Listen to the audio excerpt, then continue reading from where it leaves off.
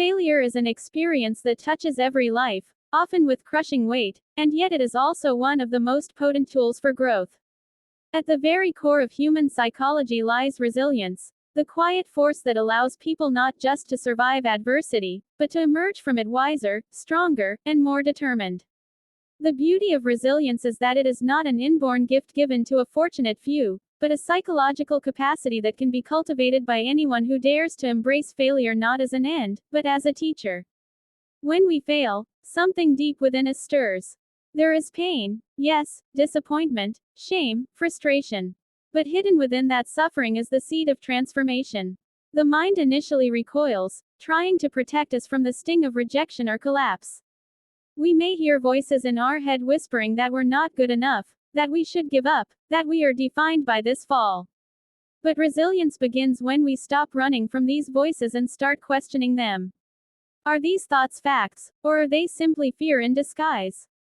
Do they define our future, or do they merely mark a difficult chapter in our story? Psychologically, resilience is rooted in the belief that we are not static beings. Neuroscience shows us that the brain is capable of extraordinary change. This concept, neuroplasticity, teaches us that our thoughts, behaviors, and reactions are not hardwired but malleable. Every time we respond to failure with courage instead of defeat, with curiosity instead of self-criticism, we reshape the neural pathways that govern how we experience adversity. In doing so, we lay the groundwork for resilience, not as a one-time triumph, but as a repeated choice. Resilient individuals do not avoid pain, they engage with it. They have learned that suffering, when faced directly, becomes a crucible of growth. Viktor Frankl, a Holocaust survivor and psychiatrist, once said that when we can no longer change a situation, we are challenged to change ourselves. That is the heart of resilience. Not fixing the unfixable, but becoming someone new in the presence of loss. This shift happens not in moments of comfort, but in the arena of failure, when all our assumptions about success are stripped away, and we are forced to ask, who am I, now that I've fallen? Failure offers an identity crisis, and that is precisely its power. It shatters the ego's illusion of perfection and invites us to meet a deeper version of ourselves, one that is honest, humble, and hungry. We become students of our own lives, analyzing not only what went wrong, but what we've learned. Did we rely too much on external validation? Did we cling to a single path, unwilling to pivot? Did we fear vulnerability so much that we never fully tried? These questions are painful, but necessary. Resilient minds turn them over like stones, seeking not blame, but insight. One of the most transformative aspects of resilience is how it reframes the narrative of failure. Instead of seeing it as a verdict, resilient individuals view it as data. A failed business doesn't mean you're unworthy, it means there's something in the model, the market, or the strategy that didn't work. A failed relationship isn't a reflection of your value, it's a mirror showing unmet needs, misaligned values, or emotional patterns that deserve attention. This shift from judgment to analysis is a psychological breakthrough. It moves us from helplessness to empowerment. But resilience is not a solitary endeavor. The human brain is wired for connection, and emotional recovery often requires the presence of others. Supportive relationships act as psychological buffers, helping us regulate our emotions, see alternative perspectives, and rediscover hope when ours runs dry. Speaking about our failures too. People who truly listen doesn't just lighten our load, it rewires our emotional memory. Shame dissipates in the presence of empathy.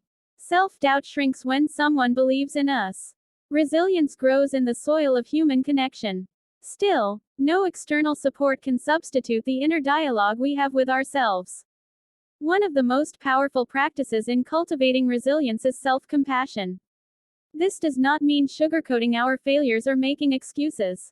It means acknowledging our pain without exaggeration, affirming our worth without condition, and offering ourselves the same understanding we would give a dear friend. Self-compassion is not weakness, it is the backbone of emotional grit.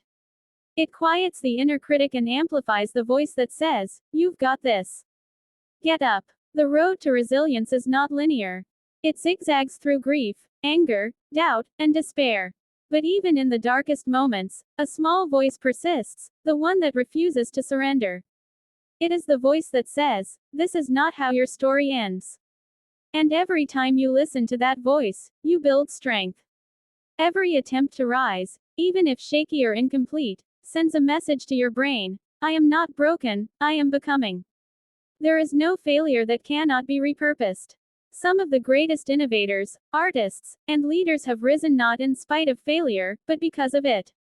What differentiates them is not luck or genius, but the refusal to let one chapter define the book. They treat failure as feedback, suffering as a sculptor, and setbacks as signposts pointing to a better direction. That mindset is available to all of us. The psychology of resilience is ultimately the psychology of hope. It is the conviction that no matter how far we fall, there is a way back, and that the journey upward will reveal strengths we never knew we had. Failure is not the enemy. It is a door, sometimes hidden, sometimes painful to open, but always leading somewhere deeper, truer, and more powerful than where we began.